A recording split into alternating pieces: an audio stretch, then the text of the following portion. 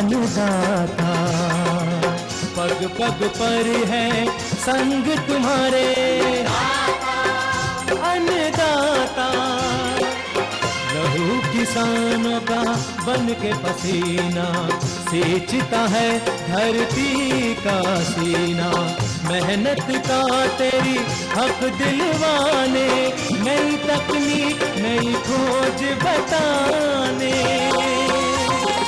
पशुधन को गुणवान बनाना, पौध सुरक्षा को सिखलाना, खेती के सब गुर समझाने, भारत का सरताज बनाने। आठों पहर है संग तुम्हारे अन्नदाता, अन्नदाता।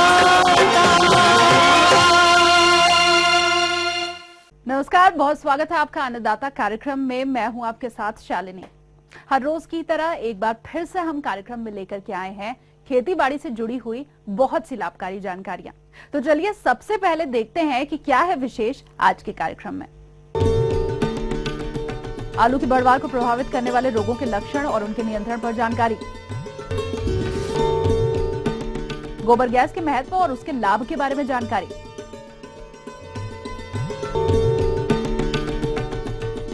रबी फसलों में खरपतवारों की समस्या एवं नियंत्रण,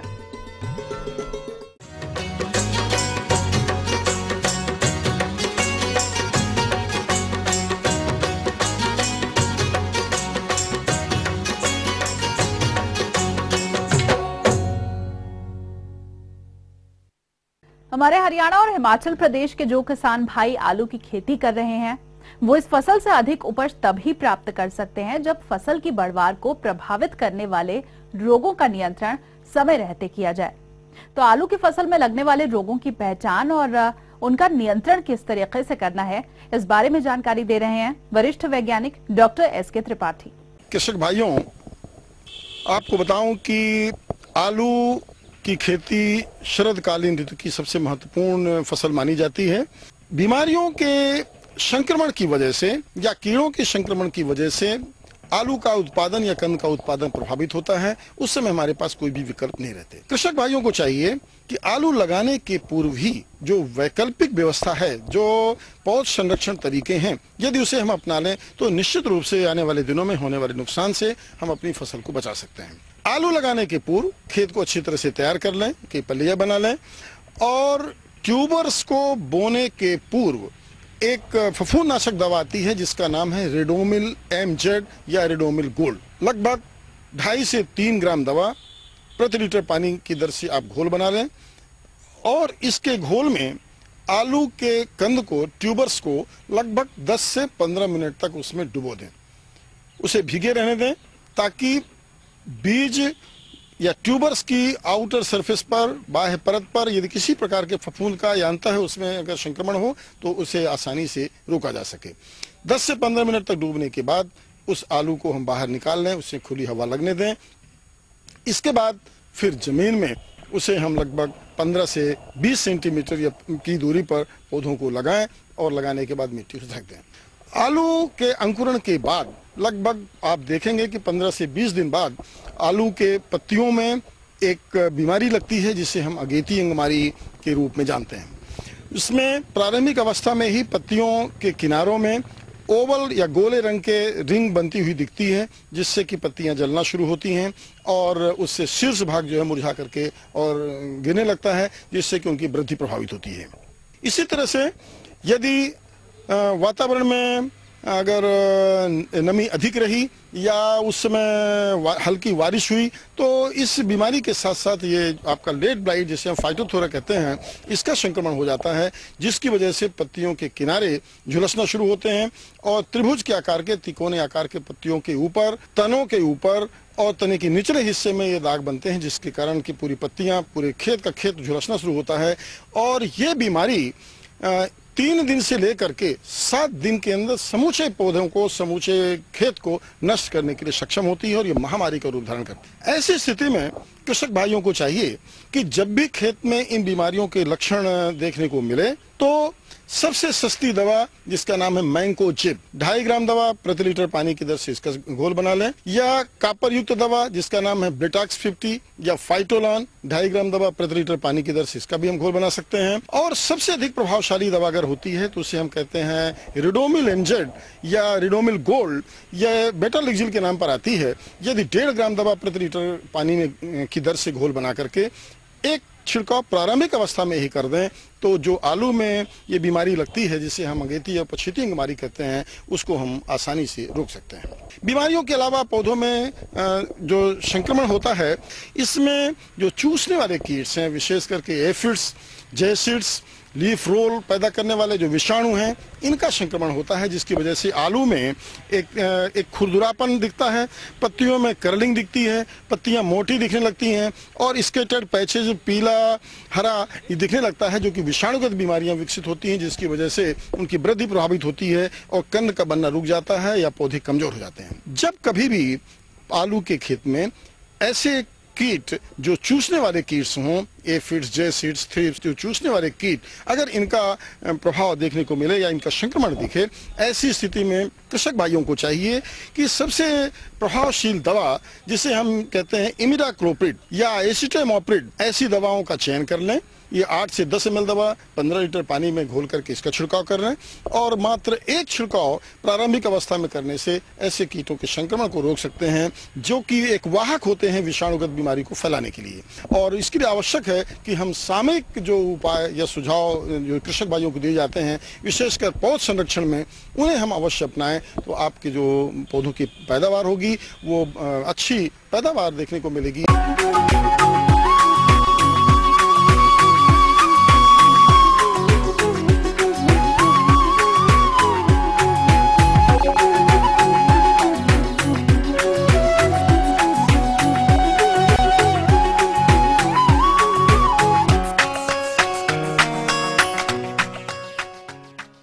अपने देश में पशुओं की संख्या काफी ज्यादा है, जो कि दूध उत्पादन के साथ साथ इनके द्वारा उत्सर्जित पदार्थ गोबर का प्रयोग खेत में खाद के रूप में भी किया जाता है।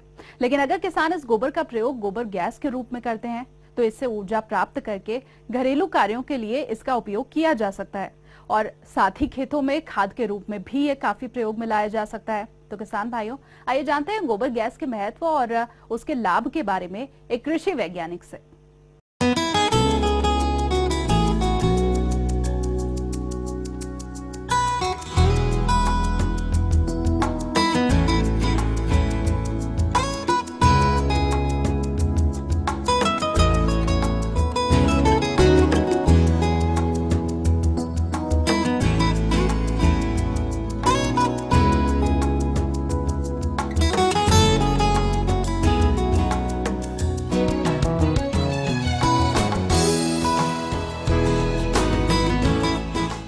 किसान भाइयों नमस्कार, मैं सहायक कृषि विकास अधिकारी चंबा ब्लॉक से हूँ। पहले तो इसको 6 फुट का फीता खोल के 6 फुट का फीता खोल के इसमें गोला लगाया जाता है और उसमें फिर 7 फुट गहरा इसको खोदा जाता है। खोदने के बाद 4 फुट 2 इंच का इसमें एक और गोला लगाया जाता है और उसमें बीच में चुनाई की जाती है, पत्थर की चुनाई की जाती है। और चुनाई करने के बाद ऊपर जो डोम है इसका इसमें ईंटें लगाई जाती है, इसमें 500 ईंटें लगती है। लगाने के बाद इसमें 18 बैग सीमेंट के लगते हैं, रेता बजरी लगता है। उसके बाद ये जो चीज़ जो है ये डोम तैयार होता है। तैयार होने के बाद जब इसमें गोबर डालते हैं हम, तो गोबर डालने के बाद ये 45 दिन के बाद काम करना शुरू करता है। गैस प्लांट जो 3 भागों में डिवाइड होता है। एक तो है वो इनलेट हो गया जहाँ पर गोबर घोला जाता है, दूसरा आउटलेट हो गया जहाँ से गोबर बाहर निकलता है, और तीसरा ये डोम बना हुआ है, यहाँ पर गैस इकट्ठी होती है। ये 3 भागों में डिवाइड होता है। जहाँ पर गोबर घोला जाता है उसको इनलेट बोलते हैं। इसमें 25 किलो गोबर डाला जाता है और साथ ही साथ 25 किलो पानी डाला जाता है और इसको कम से कम 15-20 मिनट के लिए 20-25 मिनट के लिए इसको अच्छी तरह से डंडे से घोला जाता है।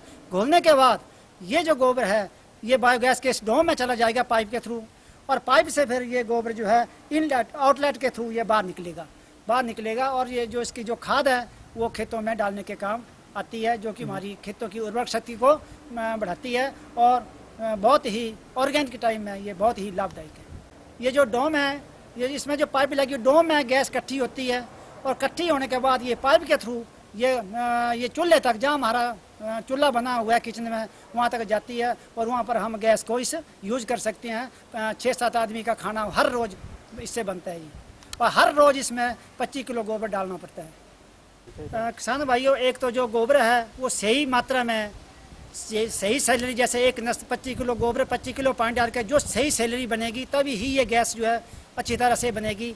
बाकी ये जो आउटलेट है, यहाँ पर जो है बच्चे गिरने का खतरा रहता है, यहाँ पर किसी ऊपर से इसको ढक देना चाहिए अच्छी तरह से, ताकि कोई बच्चा बुच्चा इसमें ना गिरे और कोई भी ऐसा पशु या बच्चा इसमें ना गिरे। इससे हमें प्रिकॉशन लेना चाहिए।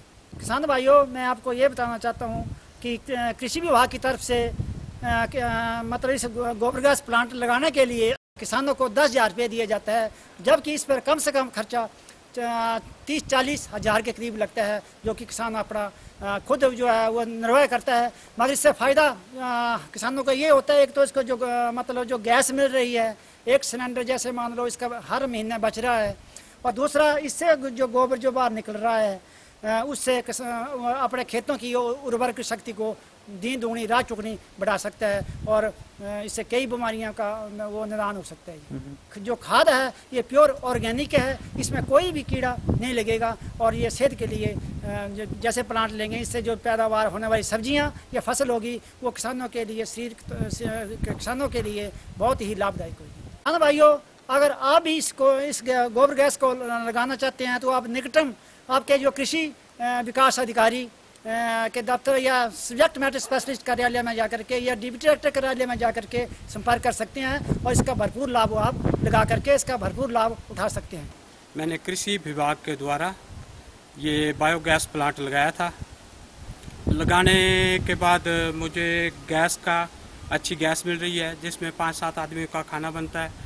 इसमें मुझे 10,000 की सब्सिडी दी थी इन्होंने, हालांकि इसमें खर्चा 40,000 के लगभग हो जाता है, लेकिन जो 40,000 हमने अपना एक्स्ट्रा लगाया था वो 1 साल में लगभग पूरा हो जाता है। अच्छी गैस मिलेगी, अच्छा गोबर मिलेगा।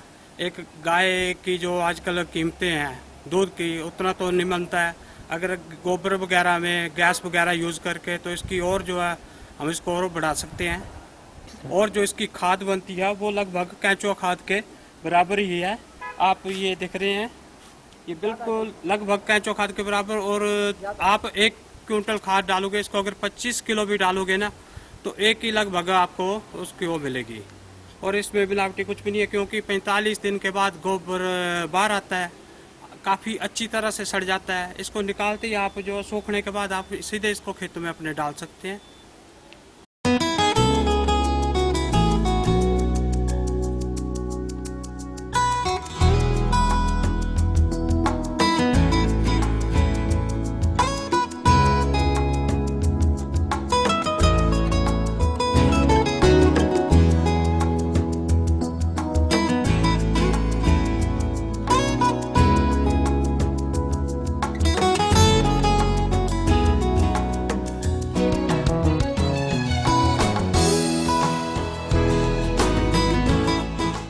तो ये थी कुछ उपयोगी जानकारियां। अब लेंगे एक छोटा सा ब्रेक, जल्द हाजिर होंगे।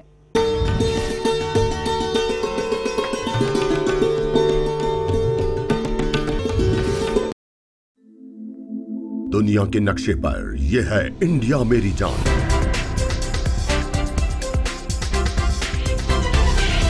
भारत थोड़ा अलग है।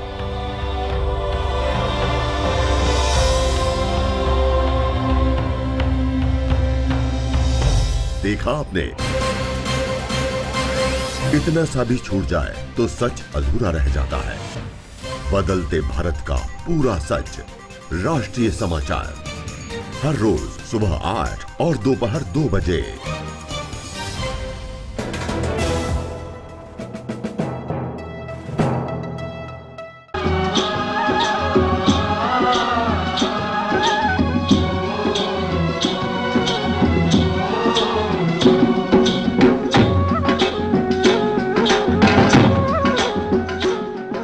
ब्रेक के बाद एक बार फिर से आप सभी दर्शकों का अन्नदाता कार्यक्रम में स्वागत है। बढ़ते हैं अगली प्रस्तुति की ओर।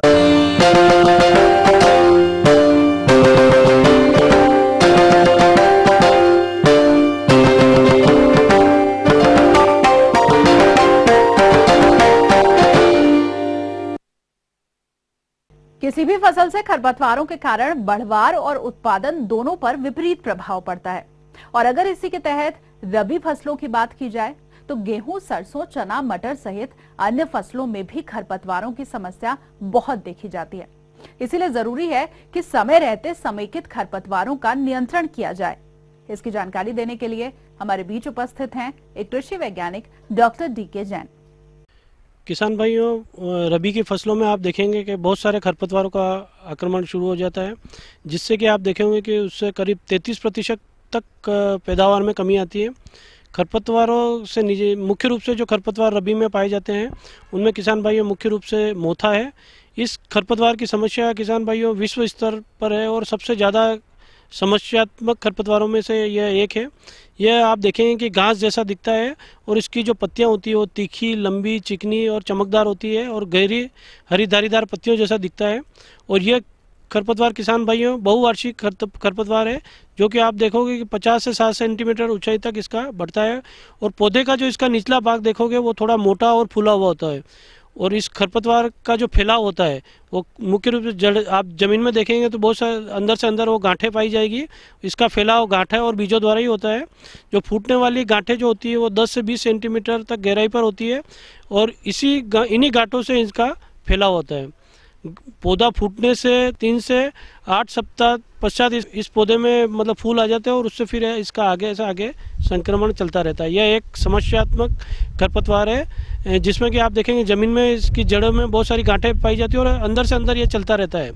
तो इससे निजात पाने के लिए किसान भाइयों गर्मियों में आप ये ध्यान रखें कि मिट्टी पलटने वाला हल से आप गहरी उसकी जुताई कर दें, जिससे कि क्या होगा कि मोथे की जो गांठें जिसमें पड़ी हुई है वो ऊपरी सतह पर आ जाएगी और सूर्य की किरणों में से सूखकर वो 8-10 दिन में ये समाप्त हो जाएगी।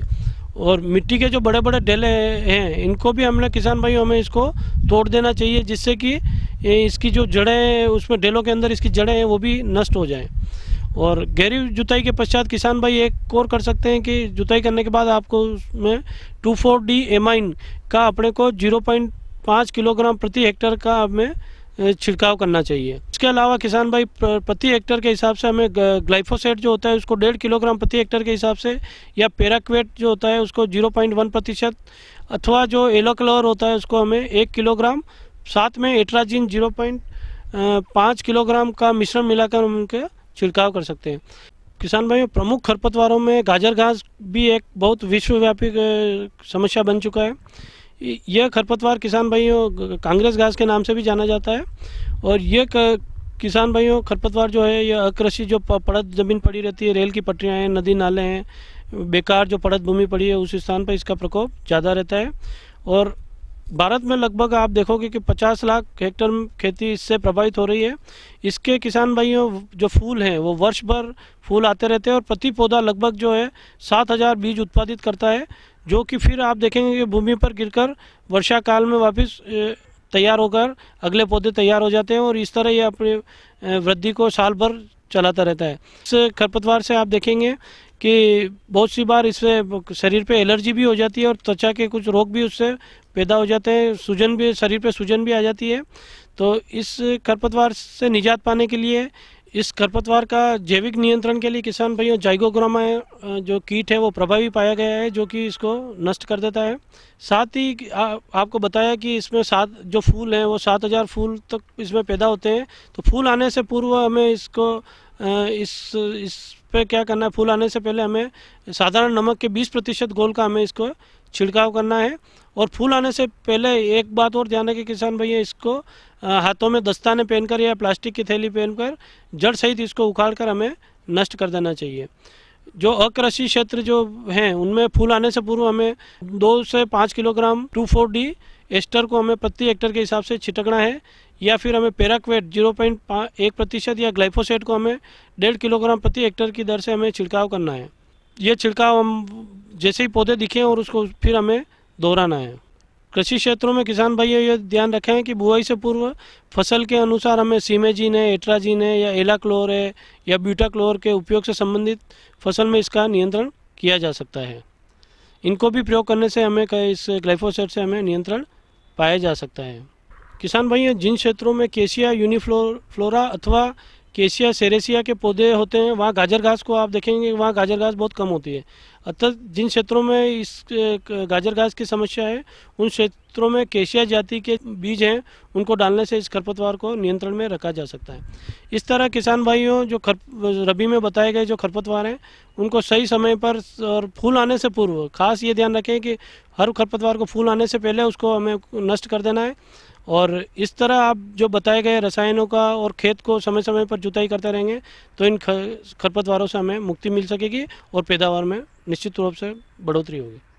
आगे और भी है कुछ रोचक जानकारियां, पर यहाँ पर रुकेंगे एक और ब्रेक के लिए, जल्द हाजिर होंगे।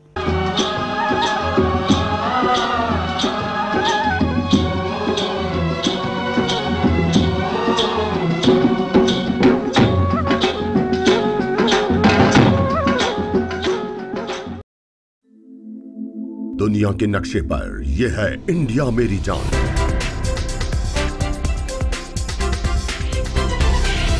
भारत थोड़ा अलग है।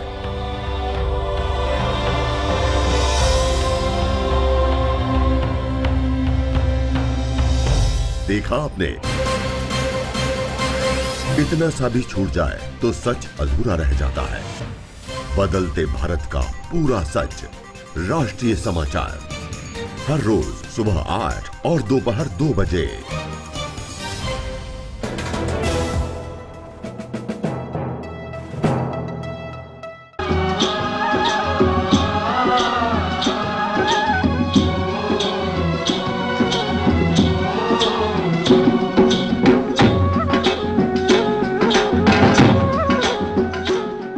ब्रेक के बाद आप सभी दर्शकों का एक बार फिर से स्वागत है और चलिए अब रुख करते हैं अगली कड़ी की ओर।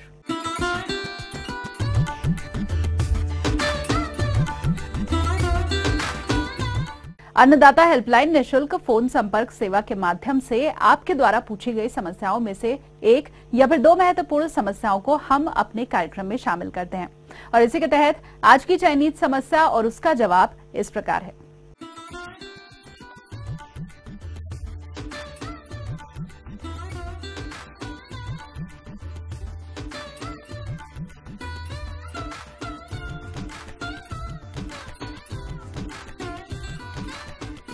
मैंने ये अपने पॉली हाउस में टमाटर का काम शुरू किया है। किसान भाइयों, मैंने ये poly house Himachal Pradesh agriculture department में जो पंडित दीनदयाल स्कीम थी वहाँ से उन्होंने मुझे ये सैंक्शन किया। 500 स्क्वायर मीटर में मैंने इसमें टमाटर की खेती शुरू की। इसमें मैंने 500 स्क्वायर मीटर में टमाटर की जो खेती बाड़ी स्टार्ट की, इसकी पनीरी मैंने फरवरी लास्ट वीक में दी। ये मार्च लास्ट वीक और अप्रैल फर्स्ट वीक में ये पनीरी तैयार हो गई और अप्रैल फर्स्ट वीक में मैंने ये प्लांटेशन कर दी। तो प्लांटेशन में इस चीज़ का ध्यान रखना पड़ता है कि इसकी डेंसिटी जो है, दूरी जो है, डिस्टेंस बिल्कुल सही तरीके से रखा जाए। इसकी जो डिस्टेंस रखा था मैंने, प्लांट टू प्लांट डिस्टेंस लगभग 50 सेंटीमीटर के करीब था। तो 50 सेंटीमीटर की डिस्टेंस पे ये प्लांटेशन मैंने की। फिर बाद में जैसे प्लांट हमारा बड़ा होता गया तो इसको एक रस्सी नीचे से लगाई और एक रस्सी ऊपर से, तो उसके ऊपर से 2-2 रस्सियाँ लगा करके टमाटर को एंटी लॉकवाइज बांधना स्टार्ट किया। तो उसको जो उसकी बेल बनते इसकी हाइट लगभग 12-12 फुट तक, 15-15 फुट तक चली गई। प्लांटेशन के बाद आप बात करते हैं इसमें मतलब मैंने जो वाटरिंग वगैरह कैसे की। वाटरिंग सिस्टम के लिए मैंने इसमें ड्रिप इरीगेशन सिस्टम लगाया हुआ है, जो कि मतलब बहुत ही अच्छा सिस्टम जो साबित हुआ मुझे। ये भी एग्रीकल्चर विभाग की तरफ से जो है प्रदान किया गया है। इससे ड्रिप इरीगेशन सिस्टम में एक तो हमारा जो है पानी वेस्टेज बिल्कुल नील है। दूसरी बात यह कि टमाटर को जो नीचे ही पानी चाहिए, अगर हम स्प्रिंकल या दूसरी तरीके से फुहारे वगैरह से पानी देंगे जिसमें मतलब बीमारियां वगैरह लगने का खतरा रहता है। तो ड्रिप इरीगेशन में वो बीमारियां खत्म हो जाती हैं। ड्रिप इरीगेशन में पानी हमारा नीचे लगेगा, ऊपर हमारा पानी नहीं जाएगा, तो फंगस वगैरह जो इसके चांसेस खत्म हो जाएंगे। बाकी जब जैसे जैसे क्रॉप बड़ी होती जाती है, इसमें प्रॉब्लम भी आती रहती है, बीमारियाँ भी आती रहती हैं। उनकी रोकथाम के लिए हमें टाइम टू टाइम मतलब जो इसके लिए सेपरेट शेड्यूल फॉलो करना पड़ता है। अगर फंगस की प्रॉब्लम है तो फंजीसाइड है, फंजीसाइड हम लोग जो है इसका स्प्रे करके जो है फंगस की प्रॉब्लम दूर करते हैं। और इंसेक्ट वगैरह पड़ता है इसमें, वैसे इंसेक्ट वैसे तो कम पड़ता है, और फिर भी अगर पड़ जाता है तो उसके लिए हम क्लोरीपायरिफॉस या दूसरी सिस्टेमिक इंसेक्टिसाइड यूज़ करते हैं। बाकी इसमें जो खाद का शेड्यूल है फर्टिलाइज़र का, तो वैसे मैं केमिकल फर्टिलाइज़र यहाँ पे इस यूनिट में बिल्कुल यूज़ नहीं करता हूँ। सिर्फ एक ही फर्टिलाइज़र यूज़ कर रहा हूँ, वो है vermi compost. Vermi compost use करता हूँ। बाकी इसमें जो फोलियर स्प्रे के दौरान कई बार महीने में एग्रोमिन, उसमें माइक्रो न्यूट्रिएंट्स होते हैं, तो एग्रोमिन की स्प्रे कर देता हूँ। बाकी इसमें ज़रूरत नहीं पड़ती है ज़्यादा खादों की, और केमिकल रहित है ये। तो इस तरीके से इसका जो है खाद का शेड्यूल फॉलो करते हैं, और ये धीरे धीरे इसकी जो है प्रोडक्शन स्टार्ट होती रहती है और हाइट इसकी बढ़ती जाती है। जैसे जैसे कि हाइट बढ़ती जाती है वैसे इसको जो लपेटते इसको बिल्कुल 12-12 फुट तक हम पहुँचा देते हैं ऊपर। तो जितनी ज़्यादा हाइट होगी उतनी ज़्यादा प्रोडक्शन होगी, उतनी ज़्यादा फ्लावरिंग आएगी और उतनी ज़्यादा प्रोडक्शन आएगी हमारी।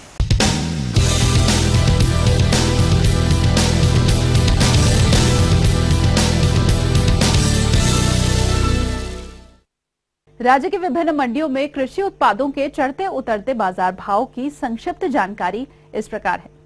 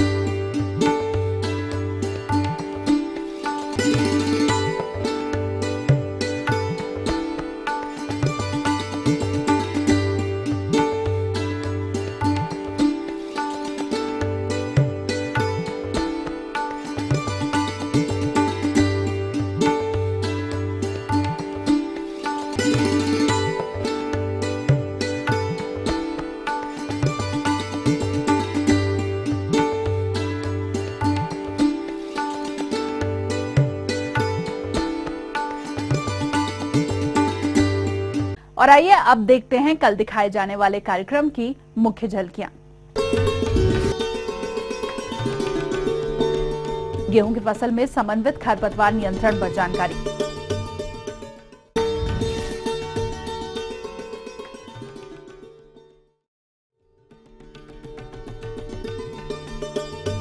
हम ये उम्मीद करते हैं कि आज का कार्यक्रम आप सभी दर्शकों के लिए उपयोगी रहा होगा। किसान भाइयों, अन्नदाता आपकी सेवा के लिए संकल्परत है।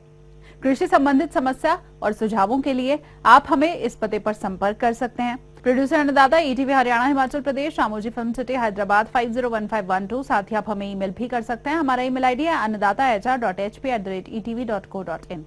इसके अलावा आप हमें निःशुल्क हेल्पलाइन नंबर 180010845999 पर सोमवार से शनिवार सुबह 10 से शाम 4 बजे के बीच संपर्क कर सकते हैं।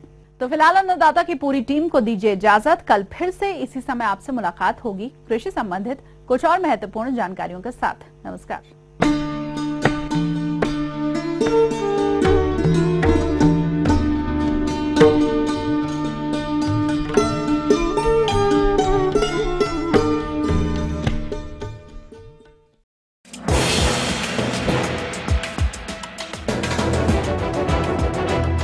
आप देख रहे हैं ईटीवी न्यूज़ हरियाणा हिमाचल प्रदेश, खबर ही जीवन है।